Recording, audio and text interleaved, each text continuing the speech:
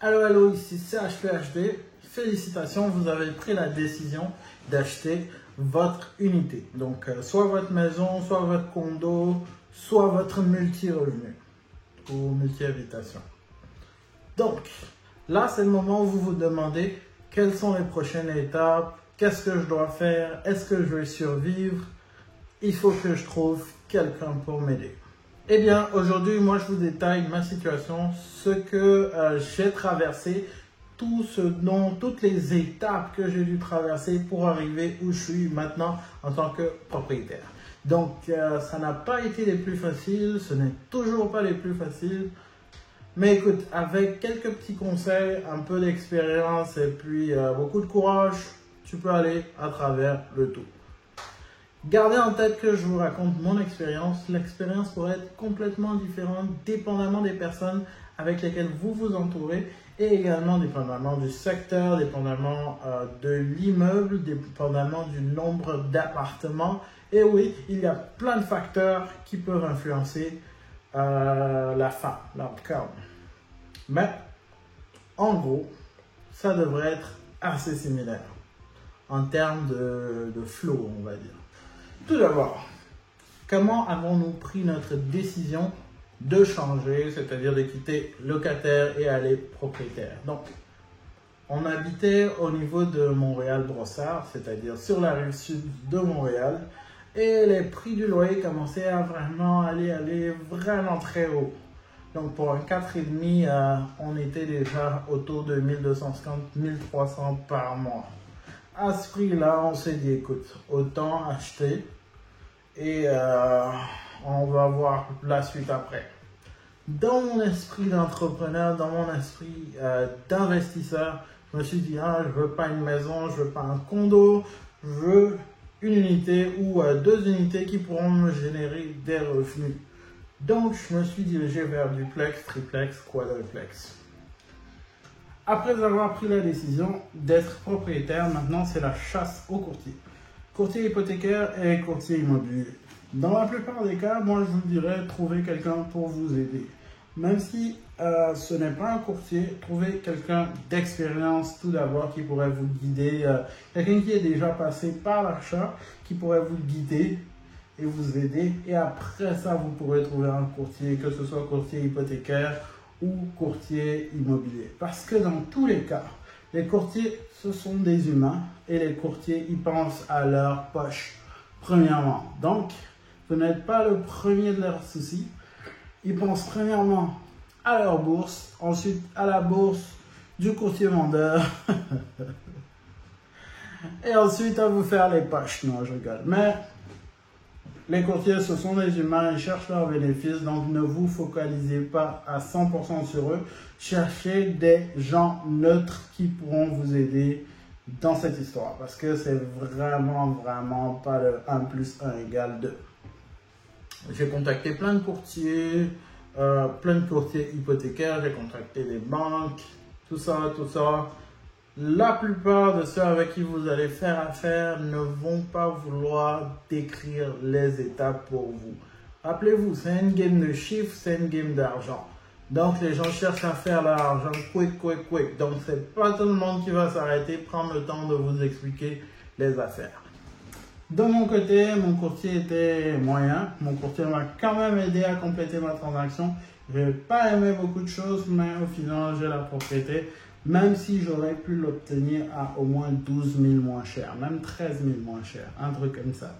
Donc, ça m'affecte beaucoup, mais j'ai quand même la propriété. Donc, voilà. C'est clair que je ferais plus affaire avec ce courtier-là, mais pour autant, je ne vais pas diaboliser tous les courtiers. Il y en a de bons, il y en a de moins bons. Par exemple, mon courtier hypothécaire qui m'aidait avec Desjardins, magnifique. C'est vraiment lui qui a pris le temps de m'expliquer ces histoires de ratio de dette, ratio d'endettement, cette affaire. J'en avais aucune idée. Pour moi, je faisais assez d'argent pour me permettre une propriété, mais personne ne voulait me prêter pour la propriété que je voulais, qui était quand même un triplex assez récent et qui coûtait autour de 800 000, un truc comme ça. À la base, oui, c'est ce que je voulais. Oui, ne me jugez pas. Ne me jugez pas, je n'y connaissais rien. Mais bon, au final, après plein de courtiers qui m'ont baladé dans le vent, j'ai trouvé une courtière qui a accepté de m'aider à Montréal, mais c'était sous condition que je donne une bonne préqualification. Elle m'a pas expliqué c'était quoi une préqualification. Elle m'a référé à une autre courtière hypothécaire qui m'a sorti des chiffres et m'a dit voilà, tu peux pas acheter. Dans ma tête, je me suis dit mais comment ça que je peux pas acheter? J'ai de l'argent, j'ai des économies. Comment tu me dis que je peux pas acheter? Car là où j'ai eu pas mal de chance, c'est que je suis tombé sur un super bon gars de Desjardins, shout-out à Desjardins, très bonne compagnie, qui a pu m'expliquer le tout de bout en bout, le processus de recherche hypothécaire, quoi faire, quoi on demande, les étapes, les différents aspects de... pour avoir une acceptation, genre une pré-approbation comme on l'appelle. Après la chasse aux courtiers hypothécaires, c'était maintenant la chasse aux courtiers immobiliers. Ça, c'est encore pire que les courtiers hypothécaires. En général, les courtiers immobiliers, ils sont ceux qui vont te référer un courtier hypothécaire parce que souvent ils font affaire ensemble. Mais dans mon cas, c'était un peu difficile de trouver un peu les deux. Et pas que trouver un peu les deux, mais trouver une personne qui sera willing de m'expliquer les affaires. Parce que c'est bien, tu roules des chiffres et puis tu me dis c'est ça, c'est ça. Mais si je comprends pas pourquoi tu arrives là-bas, je veux pas forcément... on n'est pas sur la même page. Après plusieurs essais à Montréal, j'ai vu que le marché est vraiment saturé avec des prix exorbitants. Je me suis dit, écoute, on va aller un peu plus loin de Montréal, on va aller un peu plus loin de Brossard et voir ce qu'on peut trouver. J'ai regardé à Granby, Trois-Rivières, Saint-Hyacinthe et un peu plus loin, j'ai oublié la ville, mais c'est une ville qui est en train de monter petit à petit dans les prix également. J'ai regardé tout ça, c'était pas trop ça et je me suis tourné vers la capitale, et oui, Québec City. À Québec City, j'ai vu pas mal de bonnes opportunités, les prix étaient quand même élevés, mais quand même assez contrôlés. Et je me suis dit, c'est là que je vais acheter. À partir de là, j'ai commencé à chercher un courtier immobilier à Québec City.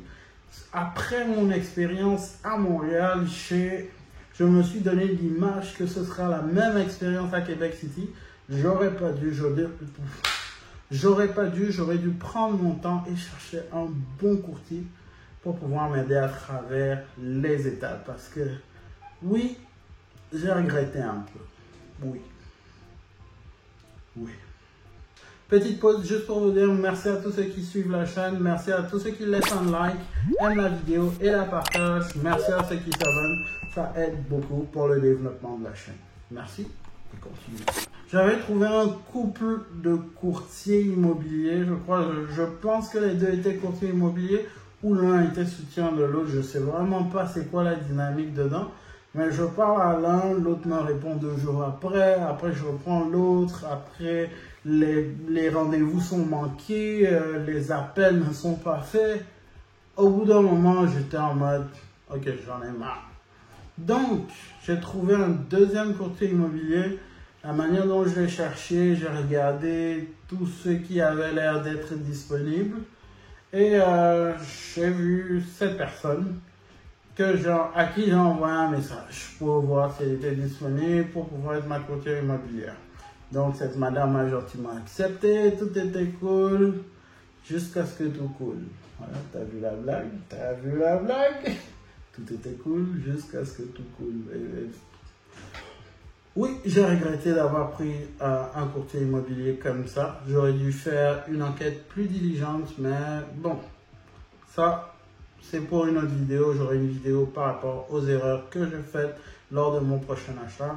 Peut-être ce sera la prochaine ou l'après, on verra bien. Si vous trouvez un bon courtier, il va vous guider à travers les différentes étapes. Donc, l'étape de recherche, l'étape de disponibilité, l'étape de visionnement. Il va vous donner des conseils par rapport à son expérience, par rapport à ses ventes passées et bien sûr par rapport au marché. Parce que le courtier immobilier est censé connaître son marché. Tu ne vas pas prendre un courtier de Laval pour venir te faire une vente à Québec. Il ne connaît rien de Québec à moins qu'il travaille continuellement là-bas. Ou de temps en temps, je sais pas. Mais normalement, un courtier dans la région. Et n'hésitez pas à travailler avec plusieurs courtiers différents. De mon côté, dès que j'ai trouvé un courtier, je me suis dit, ah bon, c'est bon, un courtier, ça va. Mais je n'aurais pas dû. J'aurais dû travailler avec plusieurs courtiers, c'est-à-dire voir plusieurs courtiers à la fois, leur demander les propositions de chacun, leur expliquer ce que je cherche et vraiment trier ce qui m'intéresse le mieux. De mon côté, je ne voulais pas faire perdre de temps à qui que ce soit. Je voulais avoir une personne, travailler avec cette personne, aller jusqu'au bout, signer et faire beaucoup d'autres affaires avec cette personne. Mais la manière dont ça a tourné, j'ai pas trop aimé, j'ai vraiment pas aimé. Donc au final, je ne vais plus faire affaire avec cette personne et je dois me trouver un nouveau courtier. Mais en même temps, je sais, j'ai appris de mes erreurs, je sais un peu comment ça fonctionne maintenant. Je serai un peu plus diligent et dès que je serai prêt à réacheter, eh bien, je vais regarder plusieurs courtiers pour pouvoir avoir plus de choix et prendre une décision plus facilement et plus éclairée. Jusqu'ici, tout va bien avec ma courtière. On trouve pas mal d'appartements. Bon, quand je dis appartements, pas mal de duplex, triplex. Et on a cédulé quelques visites. Bizarrement, toutes les visites qu'on a cédulées, aucune d'elles ne passait. À croire que personne ne voulait vendre. Et juste celle-là, on a pu le visiter. À croire qu'on a été guidé vers cette propriété. Anyway, donc juste celle-là, on pouvait la visiter. Juste celle-là, on est allé visiter. On a regardé un peu, blablabla. Nous aussi, on était un peu pressés d'acheter parce que on avait la bombe au cul. Pardon pour l'expression, mais c'est vraiment ce qui se passait. On aurait dû commencer les recherches d'appartements ou les recherches de duplex, triplex un peu plus tôt, c'est-à-dire vers fin novembre, décembre, ce genre de choses, parce que vu qu'on était poussé par le temps, on devait prendre une décision pour pouvoir aménager en juin, parce qu'on avait déjà donné la notice qu'on allait quitter chez nous. Et voilà, quoi. C'était un peu chaud au niveau du déménagement et tout ça. Donc, visite faite. Première visite, ok, ça pouvait aller. On a demandé une deuxième visite. Et en plus de ça, on a demandé une inspection. Pas mal de choses qui sont passées sous couvert. Pas mal de choses que j'ai pas aimé. Mais ça, c'est pour une autre vidéo. Donc, l'autre vidéo, vraiment, je vais aller dans les détails de tout ce que j'ai pas aimé et on pourra bien voir ça de ce côté-là. Mais en bref, la visite s'est terminée. Pas vraiment le coup de cœur, mais on a commencé les négociations. Beaucoup de back and forth. Il faut savoir que il y a des délais à respecter pendant un échange d'achat, vente, de propriété. Donc, il y a un délai à respecter. Demandez à votre courtier ou courtière les bonnes informations sur les bons délais parce que la nôtre nous a laissé pour la plupart du temps juste dans le vent. Pour un bon exemple, j'ai fait une prédiction quand j'ai vu l'état de l'immeuble à la première visite. Je lui ai dit que je voudrais l'acheter, je pourrais l'acheter dans un bracket entre 360 000 et 375 000 pour la propriété, juste en regardant la propriété. À la fin, après l'inspection et tout ça, on est quand même descendu à 373 000. Mais,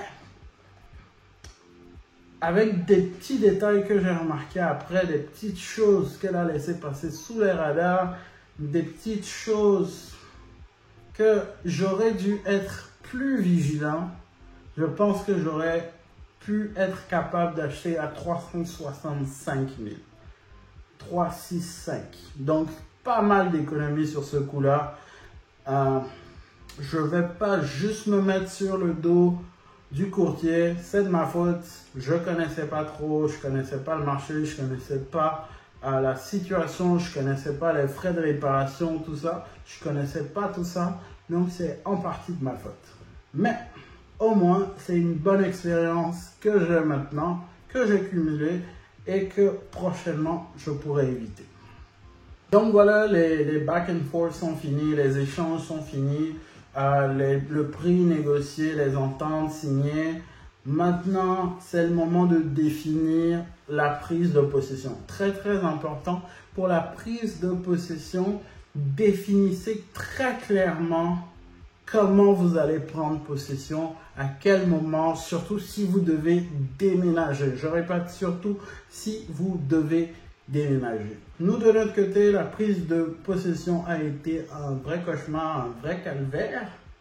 Et tout est allé south. Genre, tout est allé dans le vent.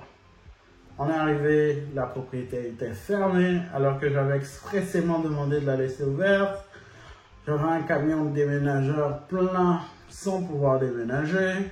Ensuite, les déménageurs, ils sont pas venus. Ensuite, la personne qui devait m'installer la télé n'a pas pu m'installer la télé à cause d'autres problèmes qui ont été découverts. En gros, un vrai calvaire, c'était vraiment pas facile. Vraiment, vraiment pas facile. Mais, à la fin de la journée, j'ai la propriété. Beaucoup de choses à changer, beaucoup de travail sur la propriété, mais je suis quand même content d'avoir fait le premier pas, d'avoir fait l'expérience. Maintenant, je comprends, je connais la réalité. J'apprends aussi beaucoup sur le tas. Et avec ça, on espère pouvoir transformer ce petit duplex en un vrai château. Ce n'est que le début de l'aventure. J'espère pouvoir vous proposer encore plein de choses par rapport à l'immobilier. Honnêtement, je trouve l'immobilier passionnant. En train de penser à installer une porte. J'ai déjà changé une partie des toilettes. J'ai changé les boîtes aux lettres. J'ai installé des trucs que je pensais jamais faire de ma vie parce que je n'ai jamais appris comment. Mais maintenant, je découvre que, malgré l'âge, tout s'apprend. Merci d'avoir regardé la vidéo jusque-là. C'est tout pour aujourd'hui. C'était le processus du début à la fin de ce qui s'est passé pendant mon achat. J'espère que ça vous a été éducatif, ça vous a aidé. J'espère que vous pourrez apprendre de mon expérience. Et sur ce, on se dit à la prochaine, à la semaine prochaine pour une nouvelle vidéo. Peace.